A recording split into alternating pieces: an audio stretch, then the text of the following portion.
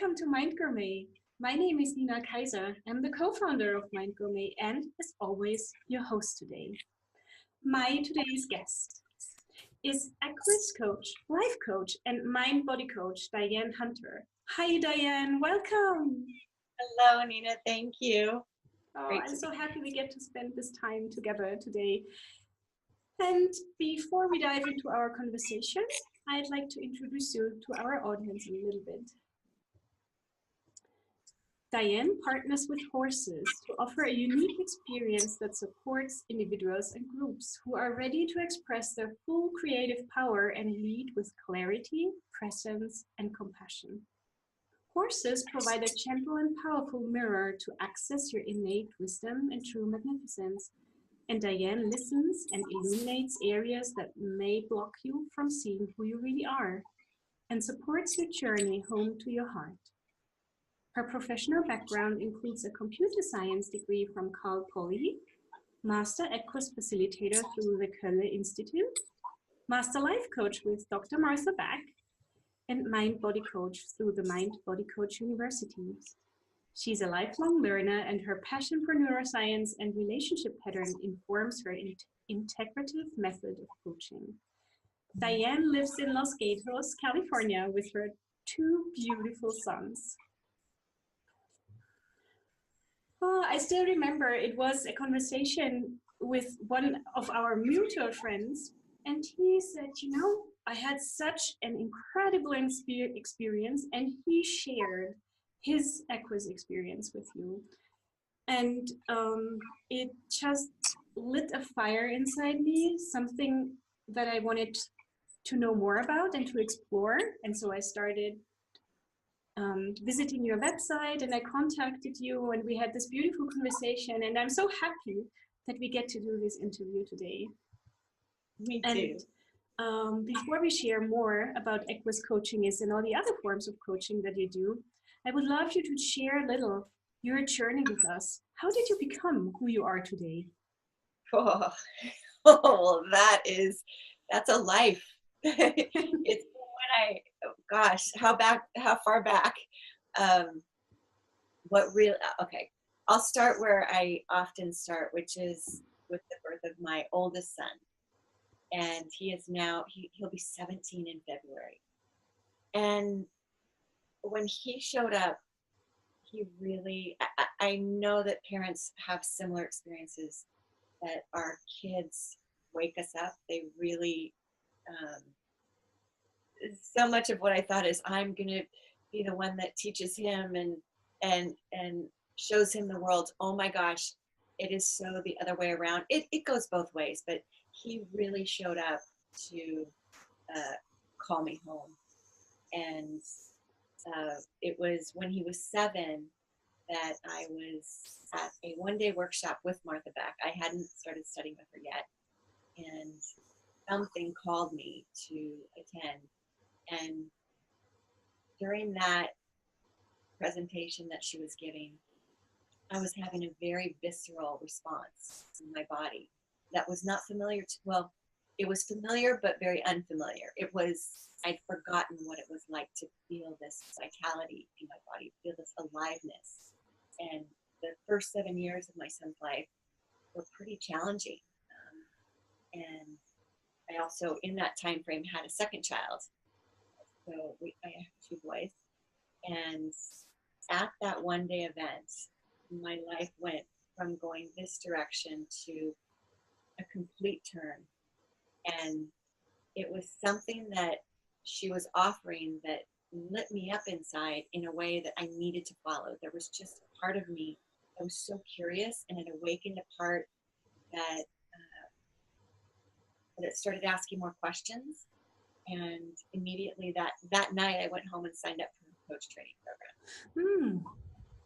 So that was really a pivot moment in my life. Certainly when my son came into the world, and the years of getting to know him, starting to awaken what had been dormant in me, and then having that experience where Martha's energy, whatever it was that she was expressing, resonated for me in such a way that it called me to answer the call. It invited me to listen. And before the training started, I went on her website and noticed that she was offering a workshop with horses. And I had that same visceral response. As I was reading the information, I listened to an information call, and my body did this very strange, at the time it was very strange, now it's very familiar, this, what I call radiating flower from the solar plexus out. It just, this energy that goes up to the head, out the crown, out my fingertips, down my legs, out my feet.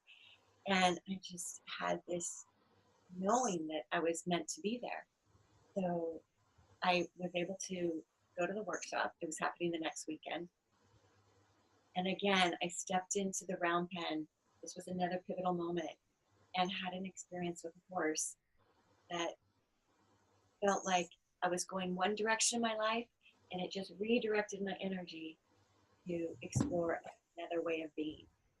And it opened a portal. I walked through a portal of awareness, and there was no going back. And I just kept, from that time, I've continued to listen and to open. And for anyone who knew me before that, and that was back in 2009, and now we're almost 9 years later, and it has been such a journey of getting more intimate with my own patterns, with the places where I was really limited through my traumas, and working through those and breaking them loose, liberating that energy. So people who knew me before and now know me, it's like, who are you now? They hardly recognize me. Sometimes I'm like, wow, I was that person. Wow. And so it's been an incredibly transformative, powerful, compassionate, at times really hard journey of awakening to myself and to the love that is infinite, to the support that is infinite. And moving from a place, so when my son was born in the first few years, he was having some health challenges, and I got very scared. So I was living in a heightened state of fear, hypervigilance to try and keep him safe was my mode of operation. And anyone who came near me could feel that tension and could feel that contraction and protection. So I was walking around protected. And it all came from those stories, those narratives. Another teacher that came into my life very early on in that stage was Byron Katie, and showed me how I could question my narrative and my stories. That binging. You know, when you lean forward like this, I can actually hear you so much better. Can you come a little closer? Yes. Or would it help if I put some headphones on? Either or, but it's totally good like this. Okay. And I can also talk a little louder. That's perfect. Okay. So I'll pause for a moment and see if you have any questions from what I just shared. No, I would like you to continue, because you were so beautifully on the path you were taking. So just continue. You know, actually, I'm going to share an experience I had in a meditation that describes it as a metaphor, my journey. And I was standing on the edge of a canyon, and on the other side is where I thought I wanted to go. So it was like the Holy Grail. I want to be there. But there was this giant, deep cavern or canyon. And down below, it was like bubbling, like what, whoop, whoop, whoop, with all these very scary bubbles or trauma. And I was standing on the edge, but there was no surface to walk on. And what it took is the courage to actually take the first step. I needed to take the first step, and then the bridge appeared under my foot. And then I took the next step, and as I took the step, the bridge appeared under my foot. And so I, step by step, I would go, and the bridge as I would step would support me. And at the same time, the floor of the valley would rise up a little closer. So I could get closer and more intimate with these things that I thought were so scary. And the closer they came, the more intimate I became with them, the more they were just a part of me and not so scary. And so as I was taking these steps and this floor was rising, I got to the center, and now it was just this surface in every direction. And I could choose where, just by look, okay, I could go that direction, now I could go that direction. It was this, what it feels like is, one, letting go of needing to be somewhere, being there, being on the other side. That was no longer important. It was right where I was. From that point, I could make a choice to go any direction. And it was the integration of all these fears and traumas, or just things that were scary to me, that now were integrated, that actually were supporting me in any direction that I wanted to go. They were a part of me. So that feels like a true representation for my journey, that it's been a very integrative experience, really diving deep and doing it with so much support, feeling the support of the field and of community and of my loved ones, my sisters, my family. It's really, anywhere I turn, the support is here. So that is where I feel like I am standing now, is fully supported, present, aware. And when I get lost and I fall down, because I will fall down daily, I'll fall down and the floor supports me. It's right there to catch me. And so I trust that I'm always okay. And I trust that my family's always okay. And there's this deep trust in the divine intelligence that moves through everything. Yeah. So you mentioned so many things that that I would like to know more about. And the first one is, I so liked your description of your meditation, like the ground appears once you start walking. And I think so many of us, and I surely know this too, are often so terrified of the unknown that it feels, even though we don't like the place in which we are, it feels more comfortable than taking a step into this chasm, like you described, and not knowing what would happen. And so, how would you, why is that so? And what would you say is the best way to risk forward? well, first, I can only speak from my experience, and I so know that part of me intimately that wants to stay comfortable in my little, comfort zone, and it's like, no, this is where I'm safe. And when I was very afraid, I contracted back into that space and I created a wall. And so I know that life, I know that way of being. And it can be really challenging to dismantle the wall, or to peek over the wall, or step over the wall, or leap over the wall. There's different ways there's all kinds of different ways of doing it. For me, what continues to support that, because the wall still comes up, I still get scared, my protectors still come out and try and protect my little tender parts that haven't fully integrated. I think this is a lifelong journey of integration. I'm of the belief that it's never done. So I'm just getting more and more intimate with all of my parts. So really my process of when I feel scared and I'm like, I just want to stay in this comfort zone, and I'm feeling afraid of the unknown, is, one, to breathe. Oh my gosh, breath is my dearest companion. And when I notice I'm shallow breathing, or I'm moving fast, and I'm missing information because I'm not listening, and I'm getting whacked by, the external world, and it's saying, come on, hello, are you there? My greatest ally is the breath and slowing down. And that really has been my meditation practice. Also hiking, I'll go hiking out in nature.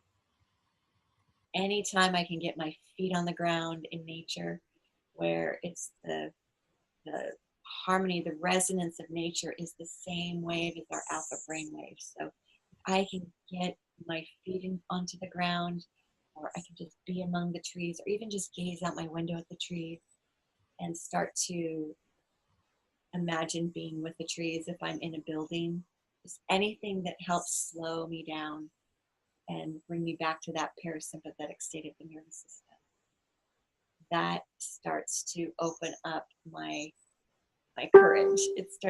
I'm more available as a courageous being rather than scared and protected.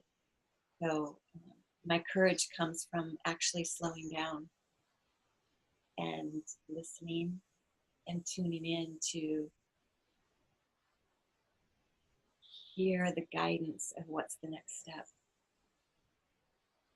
And then trying it and taking in the feedback. And it's the practice of developing that discernment of when the feedback comes in, it might let me know, not yet, not quite. Keep going. It may be just redirecting me. So I'm constantly tracking. I'm tracking the information that's coming in by listening, but I can only listen when I slow down. And when I am quiet. And it doesn't mean the world around me needs to be quiet, just when this inner system is quiet. So if I notice there's a lot of inner chatter, or a lot of the protectors are, going on, my responsibility is to listen to them and let them know they're safe. When my self energy can come in and be reassuring, I build that trust, and they don't need to be so loud. And then that self can come forward and listen to the greater self. And when you speak about the self coming forward, is that what you described before when you said you felt a flower opening from your solar plexus? Is that like a guidance? And how does it feel? It's a great question. Well, it is definitely a visceral sensation. It's very somatic for me. I've noticed that part of my journey, a big part of my journey, has been tuning more into the information coming in through the body and paying attention to it. And I notice if I'm reactive, I'm likely running a program that is responding to an old trauma to the past. If that has been cleared out, if that energy has been cleared out, then I'm just available to feel what's present now. And that's when I feel that radiating flower. It's the presence. And when you ask the self energy, when it comes forth, it's a presence. It's being right here, right now, fully present. And if the narrative starts coming up, I hear you, I see that, and I'm going to stay right here. It's making that choice over and over again to come back to right here. Yeah, and it sounds very similar to what we do in meditation. Always catching the present moment again and again and again and again. And I'm often so surprised that even though I do this for years now, I still practice catching the present moment again and again and again and again. And Yeah. I also feel like it's so helpful, like you say, to slow down and to learn to understand how our inner being speaks to us. And often it's like referred to using our inner GPS or our inner guidance. And I think there's a lot of confusion about what that actually is and how someone can find it. And What would you Okay. say? How can we tune into our guidance? All those narratives that inner GPS, inner guidance system, self energy, for me, it's all describing the same experience. And we try and identify it when it's really an experience.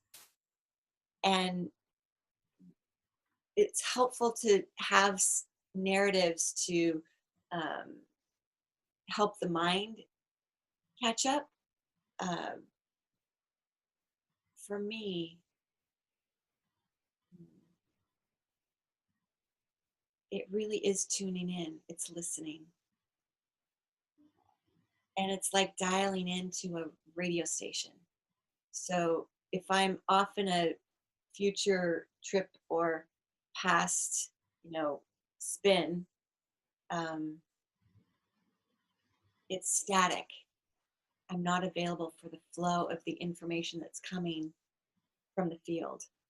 So I imagine it's a river flowing. So if there's a river of information flowing through me and all my energy centers are clear, then I am available to be in service of divine love. And if I get snagged and my mind goes whoop or whoop, Yeah. I mean that is, for me, it's an experience I'm very familiar with. And so the awareness is the first step. When I'm aware that I'm in a spin, then I have the choice. I have the tools and the practice that allows me to bring my attention back here. Now, it might take some time, and I might need to work to clear out that energy that's spinning, that stuck energy that's in a swirl. And that's just part of the practice. So the more I practice with just not resisting it, to surrendering to it. Because if I try and resist it and I'm trying to control, no, I can't go over there. But actually in the resistance, I'm drawn over there over and over again. So until I actually surrender and it's like a child saying, pay attention to me. And I can say, I see you, I hear you, and I'm going to bring my attention back here. But if I pretend, no, you don't exist, I ignore you, it's like this, it's pounding on the door. So it's becoming intimate with all those parts that pull me out of this flow of energy, this river of just exquisite information that's available coming through at all times. And it also depends on what emotional state I'm in, what information I'm tuning into. So if I'm in a state of curiosity, I may tune into information that's going to feed that curiosity. If I'm in a state of confusion, I might get information that's very confusing. Oh, yeah. So whatever state I'm in, I'll be available for that level of information. It's the way that I'm experiencing it. And Nina, I am learning this day by day. And what I thought I knew last year or even yesterday or 10 minutes ago, I mean, I'm constantly shown over and over again that there's more information and there's more clarity and there's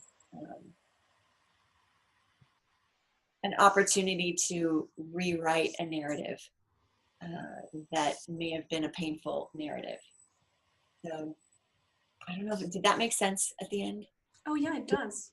And we've been speaking about life as a feedback to our internal state of being.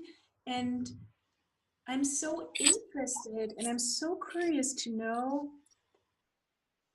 which role play horses in this, because we've talked and I've been reading on your website and you described so beautiful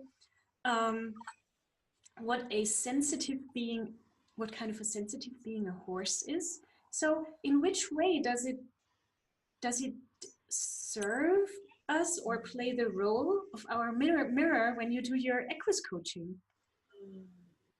I love the way you asked that question.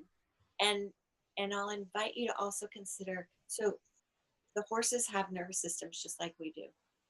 And I invite you to consider we're all incredibly sensitive, aware of these animal bodies with nervous systems that respond to the information to us. And our nervous system is either in a state of sympathetic response, which is the fight, flight, freeze response, or in the parasympathetic response, which is rest and digest. And it's the state where our body's in restoration and recovery and restorative state. We're in a state of ease. That's our homeostasis. That's our preferred state of the nervous system. But our nervous systems can go into stress response or the sympathetic response just by thinking a stressful thought. We don't even need to have something stressful physically happening to us. But it's a protective system that if we are truly being chased by a tiger or attacked, then we have the ability to run or to fight if we can't escape, or to freeze, which is the ultimate, I believe, the ultimate compassionate, disassociative way from pain at the end. So when a lion chases an impala and the impala can't escape, can't fight, and it truly is the end, there is this freeze response that allows the disassociative part to take over. So the impala doesn't experience the trauma of the death, which then the impala is the gift for the lion for food. So it's this harmonic, it's a system that works in nature.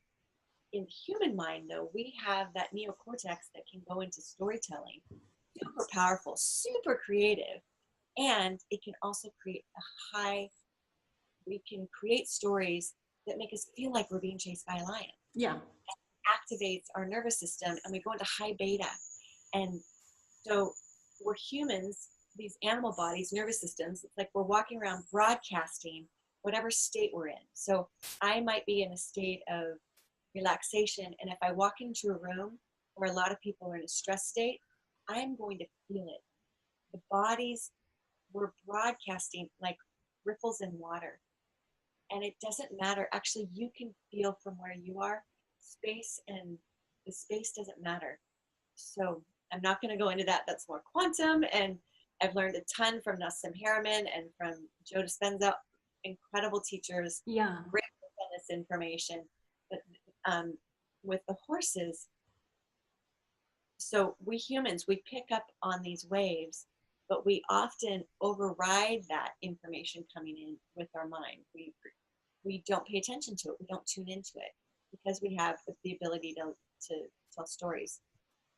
So when stepping into a round pen with a horse, horses are so present. They're not spending time in the past or the future like humans can most of the time.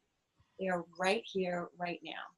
So if I step into the round pen with a horse and I'm in any state of stress, my sympathetic response is activated at all, that ripples into the field and the horse feels that. Their nervous system is so attuned to what they're sensing in the field. And it's really evolutionary because they've traveled as herds their entire life, their entire existence.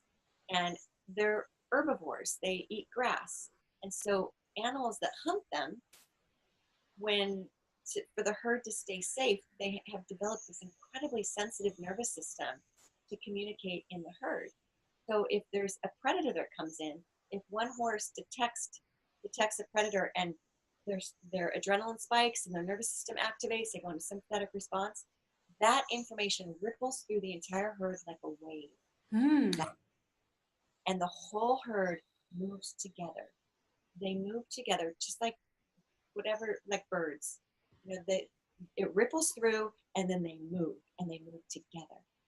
And they'll run for about a quarter of a mile, then they'll stop and they'll check, are we still in danger? Yes, keep running.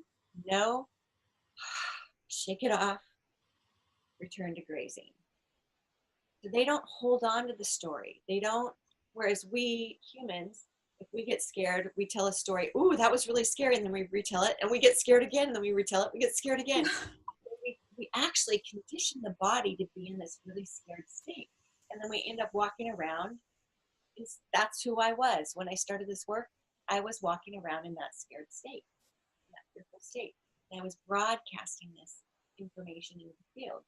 So with the horses, if I step into the round pen like that and I'm not feeling confident, I'm afraid, or if I'm angry or confused, the horse feels that. And for them, their motivation is to be safe in the herd and to be in a relaxed state. So if they feel that, they are immediately alert. They're like, oh, what are we supposed to be afraid of? So their heads pop up, their ears perk up, they might move away. They move away from what doesn't feel safe. So their first instinct is to flee. As a prey animal, their first instinct is to flee.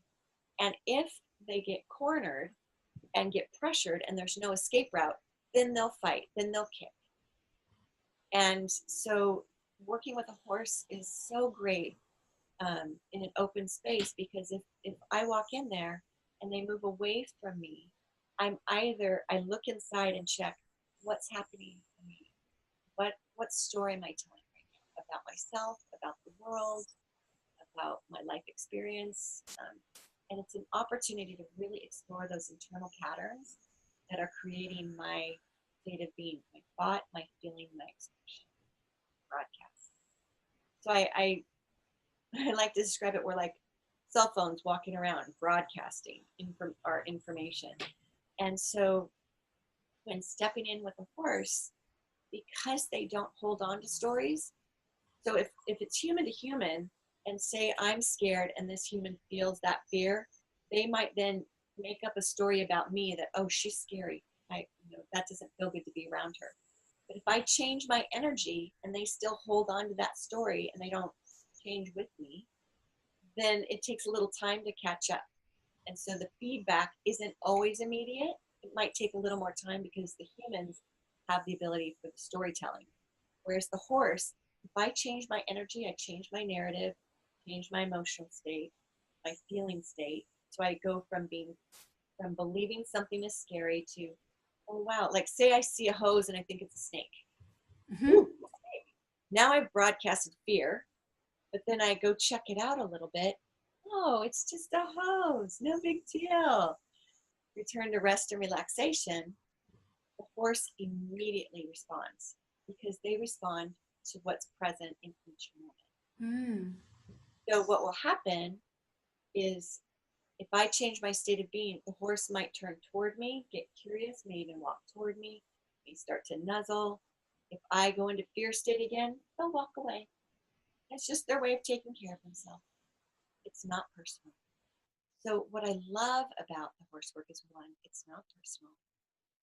It's a lot easier to receive feedback from a beautiful heart horse. Horses' heart coherence is so much bigger than their heart radius is 3 times the size of the human heart. It's been measured by the Heart Math Institute. Mm.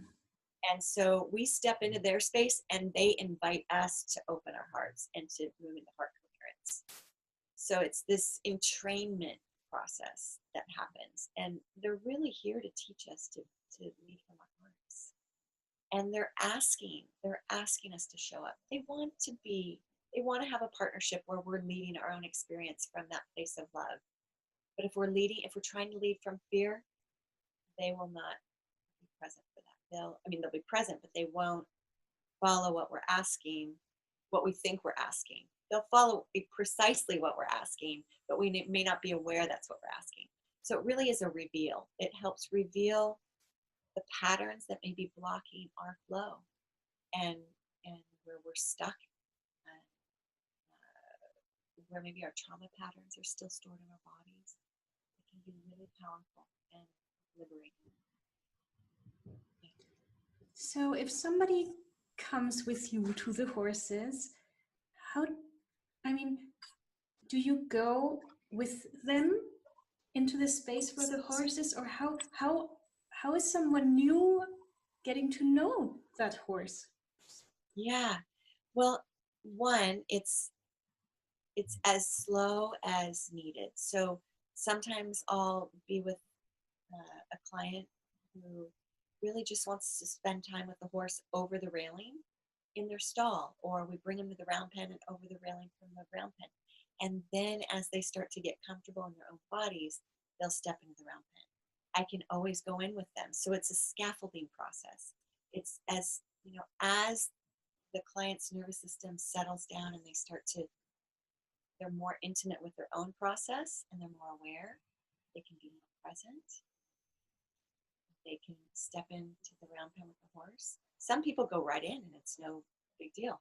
So it really depends on each individual. So as the coach, I'm tuning into not only the horse, but the human as well. I'm tuning into the whole field, the relational field. And I find that I don't choose the horses, they choose the client. So we'll walk through the barn and it'll just be quite obvious which horse is ready to come out. And I'll often ask the client, who do you feel drawn to? And that's typically the horse that will support that client learning things about themselves. When I first started, I would try and match horses with people, and that was me just trying to control it. And I discovered that the less I did that, the more I surrendered and just was present with the energy, the more this information would emerge for the client naturally through the horse and client relationship. So it's the pace is determined in the moment by the experience, and it can be over the fence, it can be in the round pen, there can be movement involved, there can be very close contact, there can be space. It really depends on what's coming up for a person. And do you have then, say, little breaks in which you talk with your clients and explain them what's happening? Or how do they like process what they're experiencing? That's a great question. There's no recipe. There's no like step by step. When I first learned this, it felt more like a skill, and now it's a natural flow. It's following the energy. So there might be an experience that then I ask a question. I feel inspired to ask a question. And then the client will reflect and feel into it and express, and then that will lead to another experience with the horse. It really is just following the natural flow. And I've also noticed the less I talk, the more the client discovers for themselves. Because everyone has the wisdom within themselves. I feel like my piece in this relational experience is to be a guide and to just gently shine a flashlight in a few places and to request permission to offer what I'm seeing, and then give the client that space to discover it for themselves and to really see. So I'll give a foundation of understanding of why we work with horses and what the horse might be offering, and to give some background on how to be with a horse, how the horse's nervous system is sensitive, and maybe a little bit of information specific about horses where they can see, so they can't see right behind their butts and they can't see the tip of their nose, and so just maybe a little bit of information about how they communicate to get feedback. So if they turn their head away, that might mean the information that you're giving, they're turning away from it. So it might be a little fast if you're reaching in to touch them and they turn away, or if they lean in, it's like, ooh, more of that, please. So it's tuning into the way that the horse is giving feedback. But I'll ask the client, what do you see? What do you think the horse might be expressing to you? What are you noticing in your own body? How does this feel to you? So it's really an experience of increasing awareness, of tuning into the information in the field, inside, and then how it's being reflected in the story. One day I would like to experience that with you, because it just feels so incredible when you talk about it. Well, I would love to share it with you anytime, Nina. Well, who knows? Maybe we can make it happen one day. And Seed planted. Sorry? Seed is planted. Just planted that seed. Yep, I feel it too.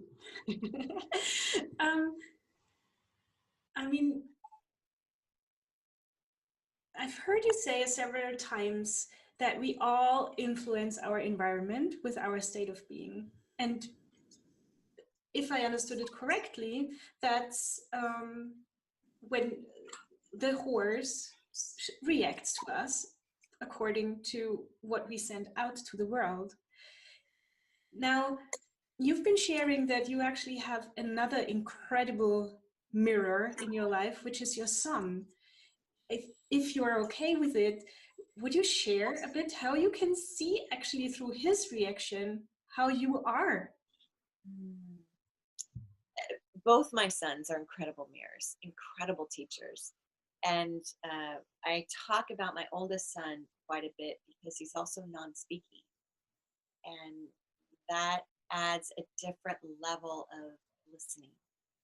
So he's an incredibly sensitive being, very powerful. And he's invited me to tune into all the information that's being broadcasted without verbal language. So what I've noticed and what I've learned is we humans, we focus so much on the verbal, and it's such a small percentage of what's actually being communicated. And through our verbal, we can lie. We can tell all kinds of stories. So it's actually not always trustworthy. So he's really taught me to tune into this entirely, well, just expansive, broad range of information. And he's really the reason why I started with horses. He's the one that introduced me to them through a dream. So it's his nervous system is very sensitive, and he picks up on any incoherence in the field. And what that will look like is he'll be super chill, super relaxed. There's no ripples in the field. And then if there's a ripple, say I come in and I bring a lot of big energy, and it could be joyful. It could be a lot of boisterous, like my 14-year-old comes in with his teenage friends. It's like, woo, here comes Lane. And then Ian's like, oh, what's that? So he responds to the ripples. And if it's playful, he'll come and check it out. It's like, ooh, what's going on? And he'll come and he might even give me a nose. It's like, ooh, I want to connect. You know, what, can you tell me a little bit more about what's going on? Or he'll come and stand right in between his brother and his friends, and just to be in that yumminess. If, however, that ripple is any kind of stress or tension or anger or frustration or confusion, he moves away. Or he moves. He does this rocking, rhythmic moving.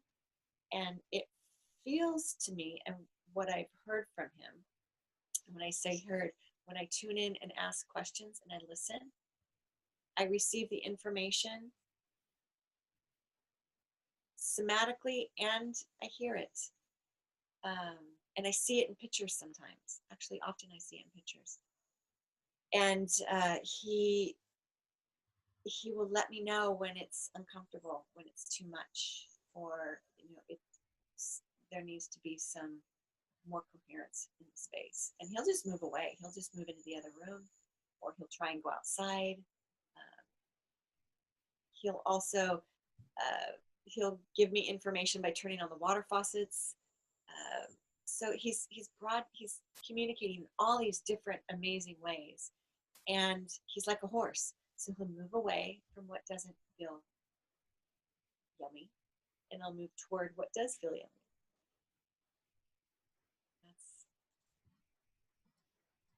Do you have any other questions about that? I would love to answer it. It's just what's coming up right now. I'm just so fascinated by you saying that verbal language is actually such a small spectrum with what we communicate, yet it's often seemingly the only one we use. And one thing that, I find language beautiful because it's very descriptive and you can agree on certain things. But one thing that I always find challenging is that language in some way is always an indirect way of communicating. I say something, I label certain things. There has to be agreement on what a chair is, or love, which makes it more difficult, or, and I believe if we all could communicate in vibration consciously, this would be just so good. So if we go back to how we can be more in tune with this, can we call it vibrational language? What can we do? Speaking of vibration, sorry about that. It's good if you come closer again and I can hear you better. You said several things that activated. So when you talk about language and the agreement, and there's this strong desire in human nature that I've experienced to belong, to connect to, and language, the sounds that we make, it can be through song, it can be through chanting, the sound that's coming out of my mouth, we've attached meaning to it because that's how creative we are. And it's not just the words that I'm saying, it's the energy behind the words. Yeah. So even when we're speaking using verbal language, there's this expansive array of information that's coming through at the same time. So when I said that we focus our attention on the verbal, we're focusing on the transaction of the information. And just as I did that, I went into more of a transactional state of being. And I could feel it in my body. I went into information sharing, like a computer. And then if I soften and really have that, allow that desire within me to be alive, to really connect with you, it doesn't even need to have the words. It's the presencing. It's that I'm here, I'm listening, I'm wanting to express this gratitude for this moment. And we just have a language. But if we didn't have this verbal piece, if you were in the round pen with a horse, you could find the same state of being. If you were sitting with my son on a couch and he reached over and touched your hand, it would have the same. It's that expanded information that's available. And I love language. I love the sound of it. And it's just the verbal part, or the meaning making, is such a creative part of it. And the invitation is that there's so much more to it than just what the words look like on a piece of paper and what we've made them mean in our heads. And I had this, I keep wanting, this keeps popping up, so I'm going to share it.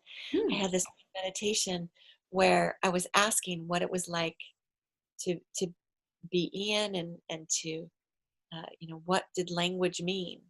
And I saw up ahead, above me, a word, and I can't remember what the word was, but it was letters, and then it was just letters. So it was a word that had a meaning, and then it was just 4 letters together. It's like, okay, now it's 4 letters that I've decided to make mean.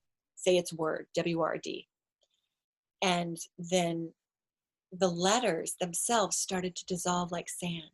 They were just symbols. They were symbols. It was W-R-D, but really it was just marks on in the air, just marks and curves and curls, and then they just dissolved. It's like, oh, this is the creative process. We have created a language to connect, to bond, to belong. That is the human heart wanting to express itself.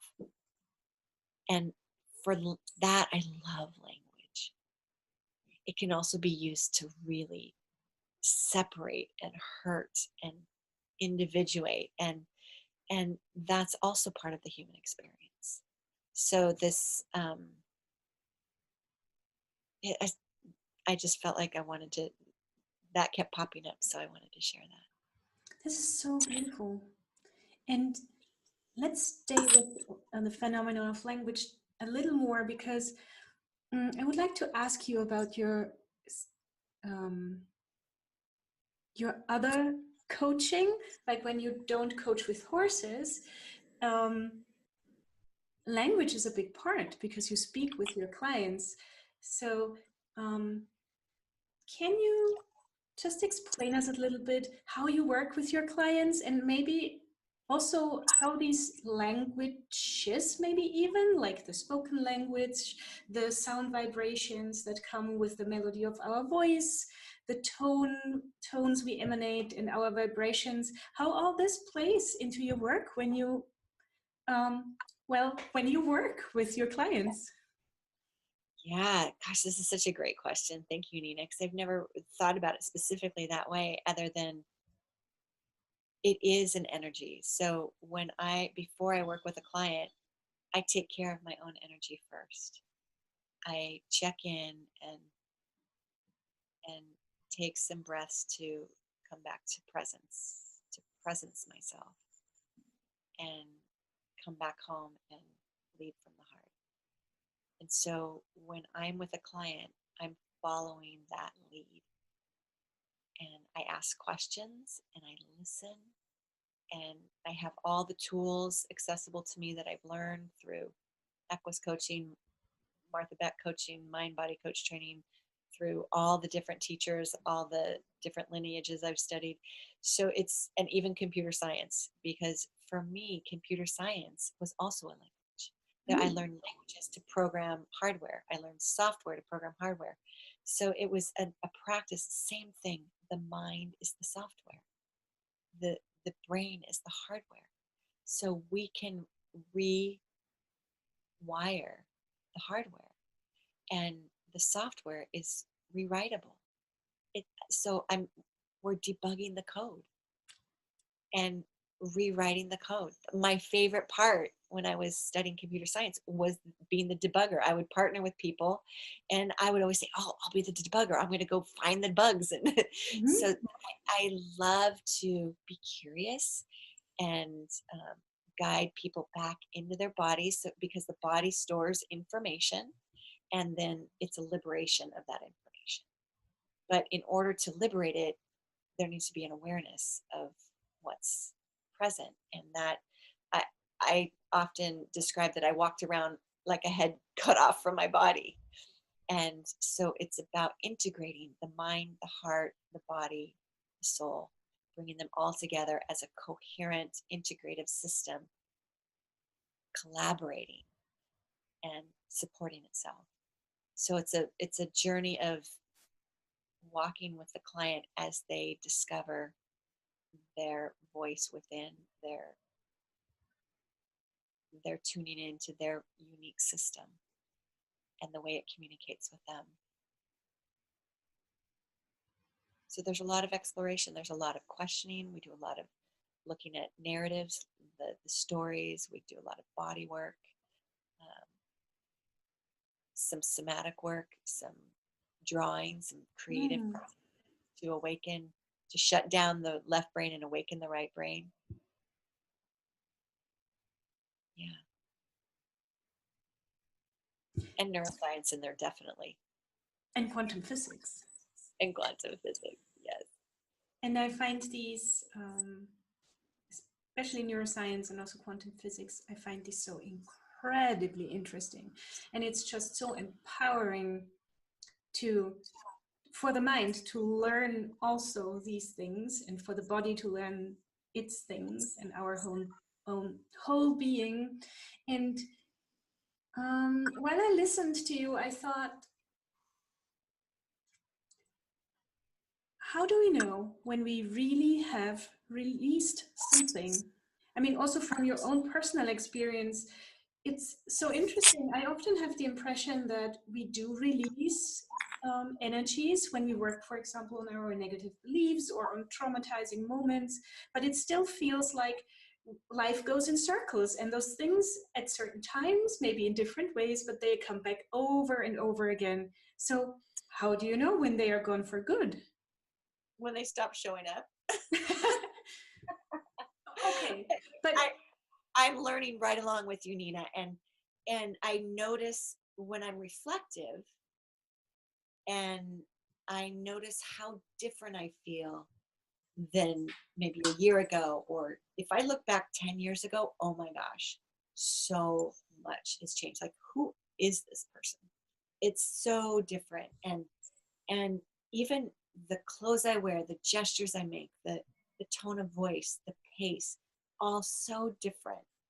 And then there's certain things that are still a part of me, certain mannerisms that are still those programs from very early on. So it's where I've really focused my attention and worked, that, and to free up that energy, that I notice those patterns maybe come back less. But it's not that they never come back, it's that when they come back, I'm seeing them differently. I'm no longer reacting to them. It's like, oh, I see you, I recognize you. Yeah, I know you. And it's not going into the hook of it. It's not merging with it. So, oh yeah, it's that it's never getting rid of. It's actually an integrative process. It's an inclusive process. So what I feel like I'm doing is I'm getting more intimate with those parts that were unconscious, those programs that were running unconsciously. And the more I get to know them intimately, I can see them, and I no longer merge with them. Mm-hmm. So I'm the observer of them. That self energy is so present that I see you, sweetheart. I see that you want to come up and be active because you're afraid, but I got this. It's okay. I trust this. I've done this enough times now that we can trust this. I got us. So it's like I'm integrating it's internal family systems. It's Dick Schwartz's work. He wrote, there's a manual, Internal Family Systems. He does a lot of training. I've been to one of his trainings. It's really amazing work.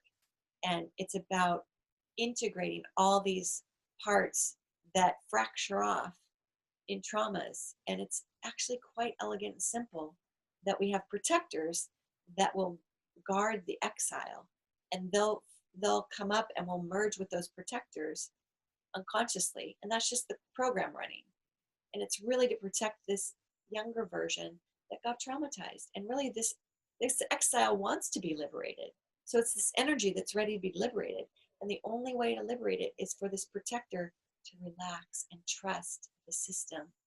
And then the exile can be unburdened of that energy, and it's liberated, and now it's free. I have started reading his work, and I find it fascinating. Yeah. I use it all the time, and I'm using it with clients, and I use it with myself. I am a big believer that anything that I learn is first for this system, so then I can share it. And it's not as a teacher, it's sharing it as, this is my experience, this is what works for me.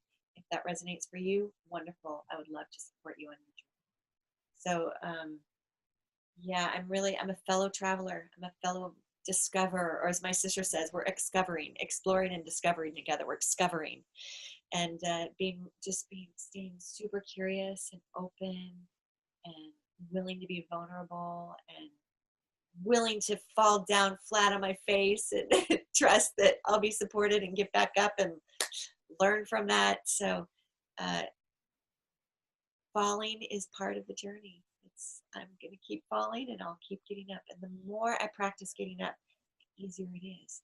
The more I trust that, it's easier to find my way home. And that's what I offer to clients, is that learning experience.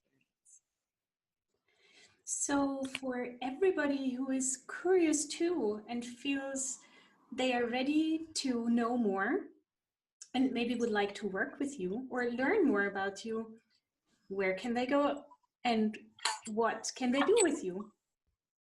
Well, a great place is to go to my website. There's a lot of information there, and that is super easy. It's dianehunter.net, N-E-T, dianehunter.net. On there is a contact form. My phone number's there. My email is there. You're welcome to call or email, reach out anytime. I'm also on Facebook, Diane Hunter. You can reach out there.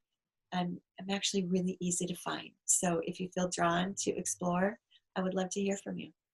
And we will link to all important places right below this interview, so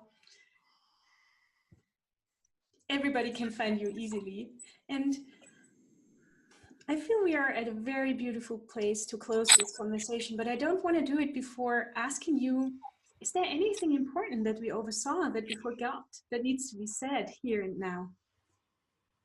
Nothing that we oversaw, but I do want to express First, my gratitude for you, Nina, for inviting me to spend this hour together. Thank you so much for your curiosity and your heart, questions, your presence. And then also for anyone listening, my prayer for you is your own discovery and intimacy with your own parts and yourself, and the liberation of all those little ones, and your own freedom. That's my prayer for you, to walk in a state of awe and wonder and curiosity, and then to know that when you fall down, there's always support. So in whatever form that feels good to you, it's available. Lots of love to you and to the listeners, and gratitude for this experience. Oh, I feel so much gratitude and joy as well. Thank you so much from my heart for sharing this time and space with me. I've been so enjoying it. And so, goodbye, everybody. And always remember to take the driver's seat of this car called your life and create this lifetime to your taste. It's our pleasure here at Mind Gourmet to support you with our food for thought. Bye, Diane. Bye, everybody. Bye-bye.